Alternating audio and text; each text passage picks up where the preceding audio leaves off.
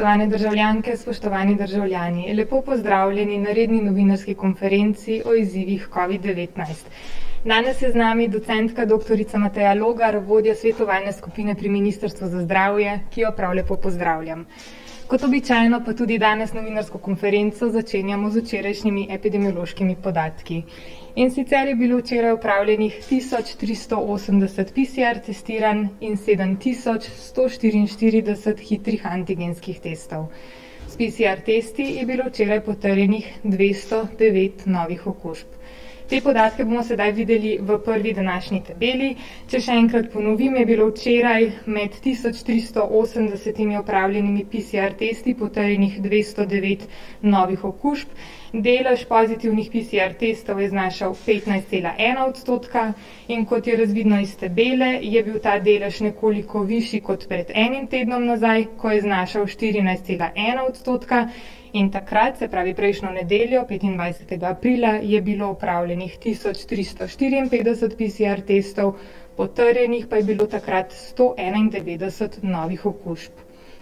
7-dnevno povprečje okužb po danes objavljenih podatkih znaša 661 in je nekoliko višje, kot je znašalo včeraj, ko je znašalo to povprečje 659, v soboto pa je bilo to povprečje še nekoliko višje kot včeraj in je znašalo 667.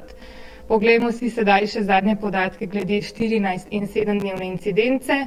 Od petka, ko smo se nazadnje videli na naši novinarski konferenci, sta se tako 14-dnevna kot tudi 7-dnevna incidenca povečali. Kot je razvidno iz grafa, 14-dnevna incidenca na ravni države znaša skoraj 448. Primorsko-notranjska regija ostaja tista regija, ki ima najvišjo 14-dnevno incidenco, sledijo potem Zasavska, jugovzhodna Slovenija, Savinjska regija, Posavska in pa Gorenjska regija kot tiste regije, ki imajo 14-dnevno incidenco višje od incidence na državni ravni.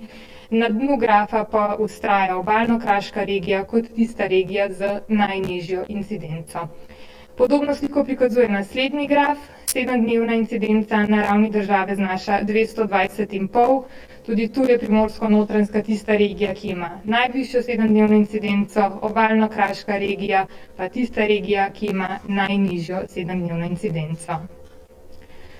COVID postelje v naših bolnišnicah so še naprej žal polne. Danes se tako v bolnišnicah zdravi 608 pacientov, na intenzivni terapiji pa 147 pacientov, kar je še vedno veliko, a k sreči 5 manj kot včeraj. V ljubljanskem UKC imajo danes 185 hospitaliziranih, od tega kar 50 na intenzivni terapiji. Sicer pa je bilo včeraj v naše bolnišnice sprejetih 28 COVID pacientov, dan predtem pa še 30. Iz bolnišnice je bilo včeraj skupaj odpuščenih 19 pacientov, 35 pa jih je bilo iz bolnišnic odpuščenih v soboto. Tako včeraj kot tudi v soboto je v naših bolnišnicah zaradi COVID umrlo 6 oseb. Ob tem mi dovolite, da izrečem iskreno sožalje vsem, ki so ob tem utrpeli bolečo izgubo. Če pogledamo še zadnji graf, ki prikazuje trend zasedenosti postelj v naših bolnišnicah, še vedno zasedenost postelj ostaja visoka in kot je razvidno iz grafa, se ne premakne zasedenost postelj ne navzgor, ne navzdol, kar ni spodbuden podatek. V zadnjih tednih je šlo kakšne dni malo gor, malo dol, danes ponovno nekoliko navzgor. Vsi pa čakamo, kdaj se bo trend zasedenosti naših postelj v bolnišnicah dokončno obrnil navzdol. Pa še numerični prikaz. Na navadnih oddelkih se zdravi danes 461 pacientov, na intenzivni terapiji, kot že povedano, 147, skupaj pa se v naših bolnišnicah danes zdravi 608 COVID pacientov. S tem je zaključen uvodni del novinarske konference, besedo pa sedaj predajam naši današnji gosti, docentki dr. Mateji Logar. Izvolite.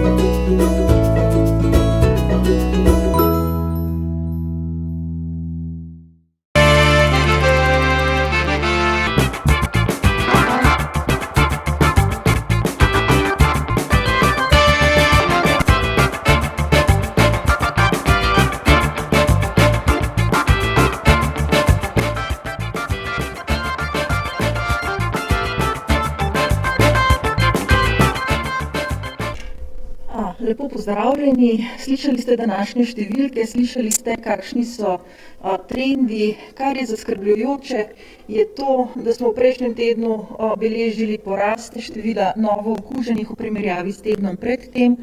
Pa če ne gledamo samo na absolutne številke, ampak gledamo tudi na procente, se nam je ponovno začel poviševati delež pozitivnih na PCR testiranih. Kaj to pomeni? To pomeni, da je virus še vedno med nami, da se moramo še vedno truditi, da upoštevamo vse ukrepe, ki so v veljavi, ker le na ta način lahko pripeljemo vse nas do tega, da bomo lahko sproščali še dodatne ukrepe, da bo čim manj omejitev in da se bo življenje vračalo v normalne tire. Kar pa je vzpodbudno, pa je to, da smo od 27. aprila dalje ves čas pod 10 tisoč okuženih oseb v Sloveniji, kar je pravzaprav prvi od 20. oktobra. Tako da bi se v tem trenutku v resnici želela zahvaliti vsem, ki nam pomagate, da dosegamo te številke, da razumete, zakaj so ukrepi, ki so v veljavi, še vedno potrebni in zakaj bo tudi v naslednjih dneh in tednih še vedno potrebno upoštevati določena pravila in priporočila. Številne svetovne zdravstvene organizacije so začele izdajati priporočila glede nošenja mask pri tistih, ki so cepljeni, in tukaj so možna določena sproščanja, se pravi te, ki so cepljeni, kadar so v družbi tistih, ki so ravno tako cepljeni, lahko se družijo brez mask, tudi v zaprtih prostorih in na manjših druženjih, medtem ko maske tudi za cepljenje po priporočilih svetovnih organizacij, zdravstvenih organizacij ostajajo obvezne na večjih prizoriščih in večjih prireditvah. Se pravi, maske bodo zelo verjetno ostajale še nekaj časa z nami. Še ena stvar, ki nam bo omogočila bolj normalno življenje in o kateri seveda že nekaj časa pogosto govorimo, je cepljenje. Ponovno bi pozvala vse tiste, ki se še niste cepili iz kakršnega koli razloga, da se za cepljenje čim prej odločite. V naslednjih tednih je dobava cepiva boljša, kot je bila do sedaj, vsaj takšna so predvidevanja. Velikokrat slišimo to, da so se ponekod cepili že mlajši, medtem ko v drugih cepilnih centrih se še niso cepili tisti, ki so že sedaj na prednostnih listah. Tukaj pozivam vse, ki ste takšni, da se želite cepiti, da izpolnjujete kriterije, da še enkrat kontaktirate vašega zdravnika preko elektronske pošte in ga opozorite na to, da še niste uvrščeni na cepilni seznam. Šele namreč takrat, ko vas zdravnik uvrsti na seznam, vas potem iz cepilnega centra lahko tudi pokličejo. Tako da v resnici pozivam vse, ki se še niste cepili, ki ste morda že oddali svojo vlogo, pa vas še niso poklicali, da še enkrat preko elektronskih pošt o tem obvestite vaše izbrane zdravnike. Kar se tiče samih bolnišnic, kot je bilo že predstavljeno, nekako hodimo po robu. Tukaj ne gre samo za postelje, gre za zdravstveno osebje, ki v zadnjem obdobju zaradi tega, ker niso uspeli iti na dopust v pravi obliki, se pravi, ker so povezani v število ur, ki pravzaprav ne omogoča aktivnega počitka, kaj šele tega, da bi res popolnoma lahko naredili odklop od službenih obveznosti, ker tudi če imajo proste dneve, se lahko zgodi, da jih pokličemo nazaj, ker nekdo drug zboli. Tudi zdaj se povečuje število bolniških odsotnosti, ne na račun covida, ampak zaradi obremenitev. Gre za to, da ljudje pravzaprav zaradi tega dela, ki ga opravljajo zdaj že pravzaprav več kot pol leta, postajajo utrujeni, pri njih se povečuje zbolevnost in tudi zato vas vse naprošam, da mislimo tudi na te ljudi, ki potrebujejo dopust, ki potrebujejo stike s svojimi, zaradi tega trpijo seveda tudi družinski odnosi da še vztrajamo z ukrepi, ki jih imamo, da se cepimo in da zmanjšamo pritiske tudi na bolnišnice in s tem omogočimo tudi v bolnišnicah prehod na čim bolj normalen način dela, kot smo ga poznali pred covidom. Skratka, res iskrena hvala vsem, ki upoštevate vsa navodila, ki ste se cepili oziroma ki se boste cepili takoj, ko boste imeli možnost. Hvala lepa. Hvala lepa docentki doktorici Mateji Logar. Je morda kakšno vprašanje za našo gostjo? Imamo vprašanja. Prvo vprašanje bo zastavil Svet na kanalu A. Če se ne motim, je z nami Manca Turk. Izvolite. Lepo pozdravljeni. Mene pa zanima, po podatkih ECDC-ja smo, ko govorimo o cepljenju s prvo dozo na evropski ravni na 23. mestu, ko govorimo o cepljenju z obema dozama oziroma o precepljenosti pa na 19. mestu. Zanima me, kako ocenjujete to, ali to po vašem mnenju pomeni nekaj dobrega ali slabega in glede na te številke, kako dosegljiv je ta cilj pocepiti 60 oziroma 70% prebivalstva do konca junija. Hvala. Ja, vsekakor si vsi želimo, da bi bil odstotek precepljenih čim hitreje, čim višji, tako da upam, da se bo v naslednjih dneh in tednih ta odstotek še dodatno povečal. Vsi bi si želeli, da bi imeli že trenutno višje odstotke. Nekaj je bilo težav z samo dobavo cepiva, tukaj potem bil tudi ta vpliv na ta nižji odstotek precepljenih z obema odmerkoma. Če bo cepiva zadosti, se pravi, če bodo dobave takšne, kot je predvideno, potem je možno, da bi bili do konca junija na teh številkah, ki si jih želimo, se pravi, da bi imeli precepljenje 60% odrasle populacije. Se pravi, tukaj govorimo o odrasli populaciji, ker vsa cepiva razen Pfizerja so registrirana za populacijo nad 18 let, Pfizer, kot vemo, 16 let. Se pravi, moramo tukaj računati trenutno na 60% pri populaciji, ki jo lahko cepimo. Hvala lepa. Sledi vprašanje 24 ur. Izvolite. Ja, dober dan. Mene pa zanima, zakaj po vaši oceni je tako velik razkorak med dobavljenimi in porabljenimi odmerki. Mislim, da jih je 160 tisoč bilo včeraj še neporabljenih. Kaj je razlog za to? In pa še iz cepilnih centrov sporočajo, da bi si želeli bolj enoten sistem poročanja in dvosmeren sistem poročanja o cepljenih.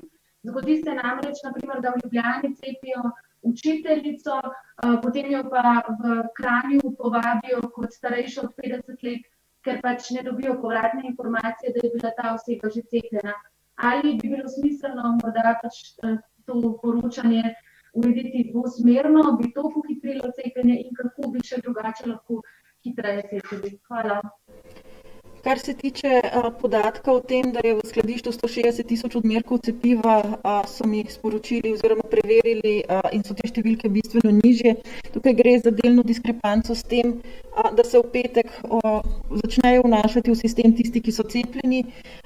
Potem sobota, nedelja se sicer delno vnaša, ampak se sistem popolnoma ne posodobi, tako da potem prihaja do precejšnjih razlik v samih številkah, tako da številke so tukaj bistveno nižje.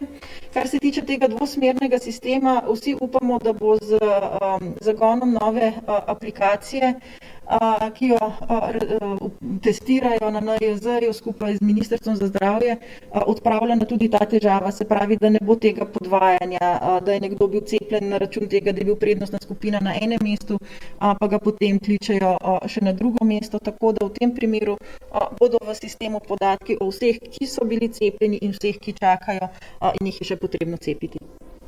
Hvala lepa. Tudi Planet TV ima vprašanje. Izvolite. Dober dan, mene pa zanima, kakšni so predlogi strokovne skupine glede prireditev.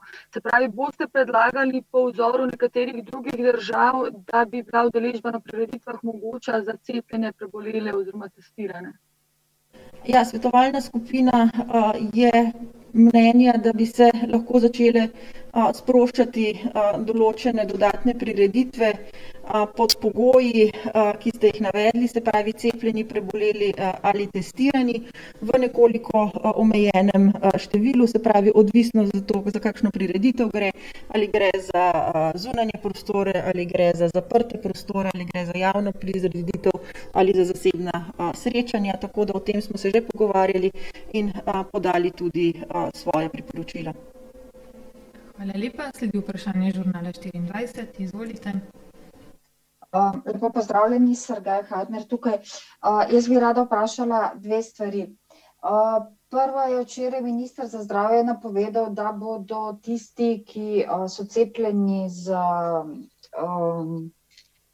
AstraZeneco, dobili potrdilo o precepljenosti, kar pomeni, da bodo že lahko potovali. Me zanima, zakaj samo tisti, ki so cepljeni z AstraZeneco in ne tudi tisti, ki so cepljeni s Pfizerjem in Moderno. Skratka, zakaj prihaja do te razlike? Druga stvar bi vas pa rada vprašala, v bistvu, kaj se dogaja s samotestiranjem, začetkom samotestiranja dijakov in učencev. Zakaj Agencija za zdravila tako dolgo časa preverja, validira te teste in ali drži podatek, ki smo ga zasledili, da proizvajalec teh hitrih testov Joshibo v bistvu ni del nakupa Evropske komisije in da tudi zaradi tega ne izpolnjuje pogojev Evropske unije glede samotestiranja. Hvala lepa. Zdaj, kar se tiče potrdil, tukaj mislim, da je prišlo do napačnega razumevanja. Tukaj gre za to, da se dogovarjamo s sosednjimi državami, da priznajo en odmerek cepiva AstraZeneca, ki smo ga prejeli kot zadostnega, da lahko prehajamo mejo, da nista potrebna dva odmerka, ker namreč naše sosednje države v nasprotju z nami in nekaterimi ostalimi evropskimi državami niso tega sprejele, tako da tukaj gre za to, da lahko po cepljenju z enim odmerkom AstraZeneca, če je minilo od cepljenja 3 tedne, veljamo za zaščitene in kot takšni prehajamo meje brez omejitev, medtem ko za Pfizer in Moderno velja, da moramo prejeti 2 odmerka in mora potem miniti še 1 teden oziroma 14 dni od cepljenja, da dobimo potrdilo, s katerim lahko prehajamo mejo. Tukaj gre samo za to razliko. Ne za to, da bi pri AstraZeneca lahko prehajali, pri Pfizerju in Moderni pa ne bi mogli prehajati. Kar se tiče zamude oziroma zamika pri samotestiranju, nacionalni laboratoriji so opravili potrebno validacijo in so dokumentacijo predali javni agenciji, tako da oni imajo svoje postopke, da to preverijo in izdajo potem ustrezno potrdilo. Kot veste, je pri nas predpis oziroma zakonodaja takšna, da načeloma dovoljuje izvajanje mikrobiološkega testiranja samo osebam, ki so zaposlene v ustreznih laboratorijih, tako da tukaj gre potem za dodatno izjemo, tako kot se je zdaj že zgodilo za testiranje, ki ga opravljajo zdravstveni delavci pri hitrih antigenskih testih in podobno je potrebno narediti tudi za samo testiranje. Kar se tiče tega, da izbrani testi ne bi bili ustrezni, da ne bi bili izbrani na razpisu Evropske komisije, o tem jaz pravzaprav ne vem nič. Vem, da je tukaj ministrstvo se dogovarjalo za ta nakup in da so to testi, ki smo jih preko tega tenderja pravzaprav tudi dobili. Hvala lepa. Še 4 prijave za vprašanje imamo. Najprej sledi vprašanje TV Slovenija. Prosim. Dober dan. Kolegica Špela je že nekaj začela, pa bi sem še nadaljeval s tem. Me zanima, kje vi točno vidite razloge, da se delež ljudi ne odloči za cepljenje. In pa omenili ste, da svetovne organizacije svetujejo, da če so ljudje cepljeni, da pač potem ne rabijo nositi maske. Pa me zanima, če to načelo velja tudi pri nas, se pravi tisti, ki bodo precepljeni, če jim pač na nekih javnih prostorih ne bo treba nositi maske. Zdaj, kar se tega tiče, zakaj se ljudje ne cepijo, obstaja več razlogov. Nekateri so še vedno prepričani, da covida ni in da se seveda zaradi tega ni potrebno cepiti, drugi še vedno verjamejo v teorije zarot in možnosti čipiranja s cepivi, kar pravzaprav prav tako ne velja. Nekateri so skeptični, da so cepiva učinkovita. Tudi tukaj bi želela poudariti, da imamo zdaj pa že kar bomo rekli prepričljive dokaze tudi pri nas, kjer je razvidno, da skupina, ki smo jo najprej pocepili, ki je bila prej pravzaprav tista, ki je najpogosteje zbolevala in nažalost tudi umirala, to so bili starostniki nad 80 let, zdaj v tej fazi, ko so pocepljeni, pravzaprav ne zbolevajo oziroma tudi če zbolijo z blago obliko bolezni in zaradi tega ne potrebujejo bolnišničnega zdravljenja. Potem obstajajo seveda mlajše skupine, ki so prepričane, da bodo COVID prebolele v zelo blagi obliki in da pravzaprav to ni nič posebnega, kar seveda do določene mere drži, ne drži pa, kar se tiče kasnih posledic po COVID-u, kjer imajo pa tudi te mlajši, ki so sicer preboleli akutno fazo, relativno blago, lahko kar številne posledice. Kar se tiče mask, ja, ko bo pri nas dosežena večja precepljenost, se bomo tudi pri nas lahko začeli pogovarjati o tem, da v notranjih prostorih ob manjših druženjih, če bodo prisotni samo ljudje, ki so cepljeni, maske ne bodo več potrebne oziroma obvezne. Dokler pa tega ne bomo dosegli, pa zaenkrat ostajajo priporočila takšna, kot so. Hvala lepa. Začenjamo z drugim krogom vprašanj. Najprej sledi vprašanje Sveta na kanalu A. Manca, izvolite.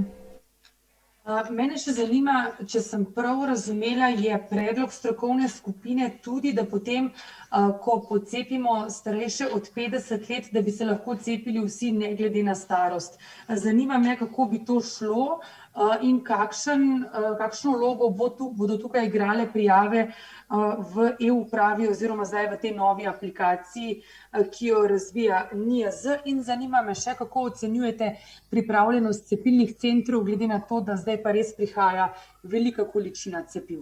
Hvala.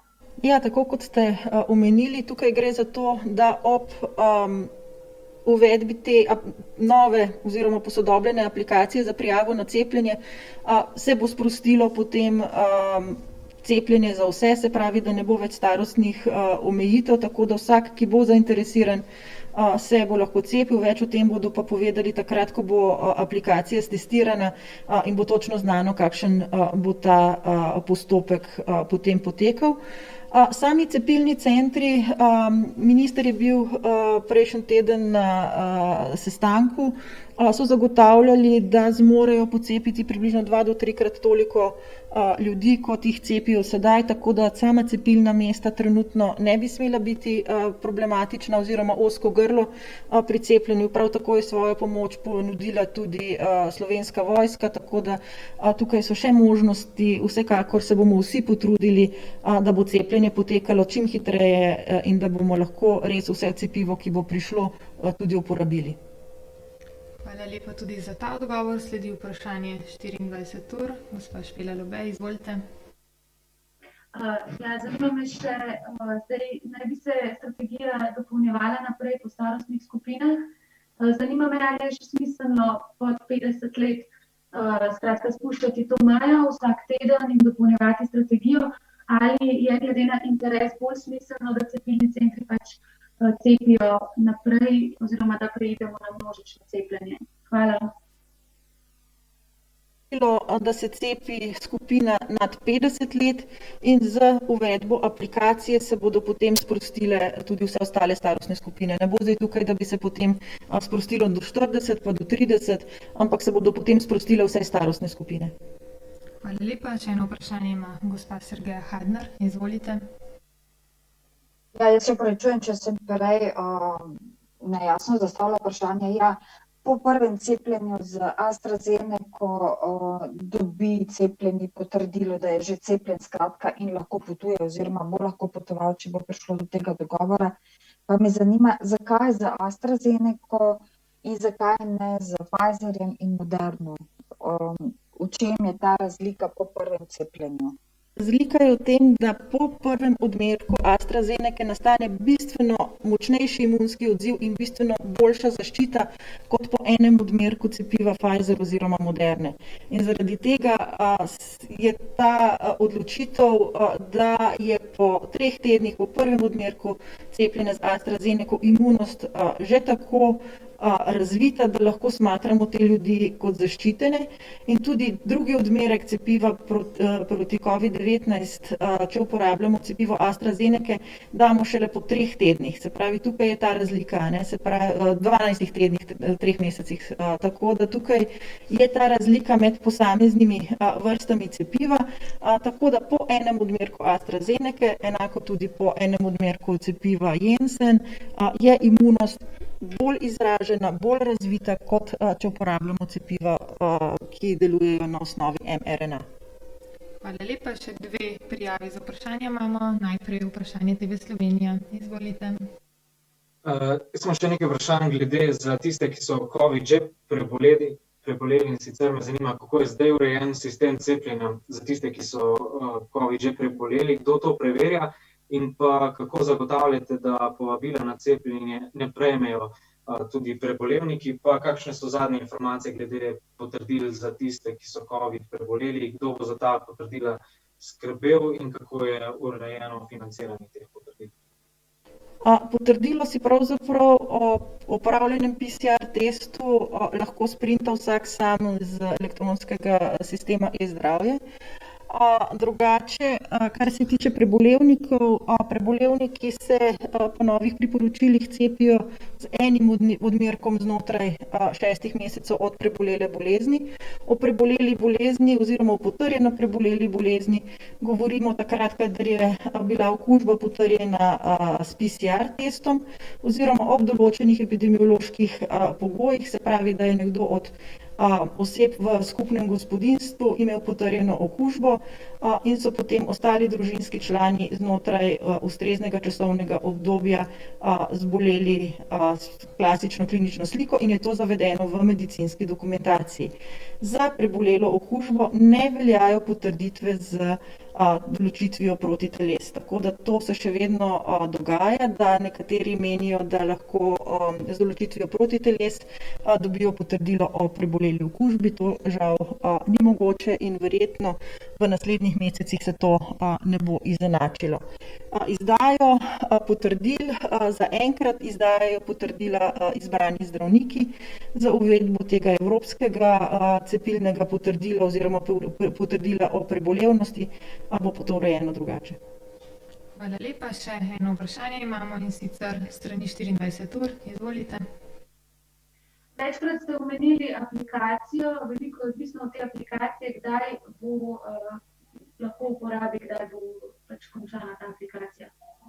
Aplikacija je v fazi testiranja, tako da če ne bo kakšnih zapletov, bo v tem tednu predstavljena in bodo potem znane tudi podrobnosti glede ponovnih prijav oziroma prvih prijav na cepljenje. Hvala lepa tudi za ta odgovor. Kot kaže, ni več vprašanj. Še trenutek počakam, če se slučajno še kdo prijavi. Ni več vprašanj. Dr. Logarjeva, hvala lepa. Hvala tudi vam.